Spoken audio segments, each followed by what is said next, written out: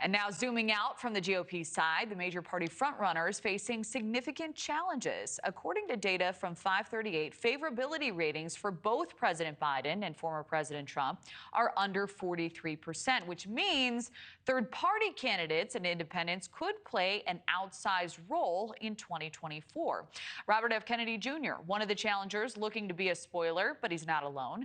Washington correspondent Evan Lambert is live. So, Evan, we're not talking about an independent candidate being able to actually win the White House, but they certainly could impact who does. Right. As you said, likely not winning the White House, but it is hard not to discuss a third option when there's this public polling that is consistently suggesting that most Americans aren't happy with the two major parties' frontrunners, President Donald Trump and President Biden. And that tracks with a recent survey from USA Today, Suffolk University, talking about a hypothetical three-way matchup, saying that a third-party candidate, a generic third-party candidate, could garner as much as 17% support. Also, a December AP poll finding nearly 60% of voters are dissatisfied with either Presidents Trump or Biden as their party's nominee for 2024. So who are these other candidates who could pose a threat if Trump ends up with his party's nomination? As polls and the Iowa caucus results suggest, both Robert F. Kennedy and Cornel West have announced independent runs. Then you also have Democratic Congressman Dean Phillips, who is running a long-shot effort to primary President Biden.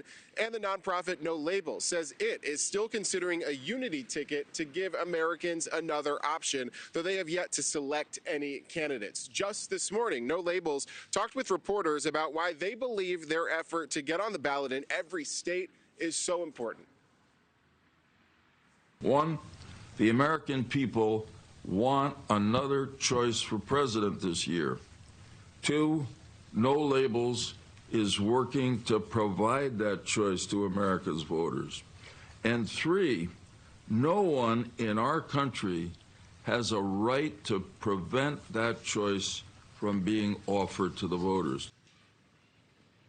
And there are concerns from both parties, Kelly, that a third-party candidate could hurt both President Trump and President Biden, and that is just due to the nature of how close our elections are and that they often come down to tens of thousands of votes across those critical swing states. Kelly? Yeah, a lot to watch. All right, Evan.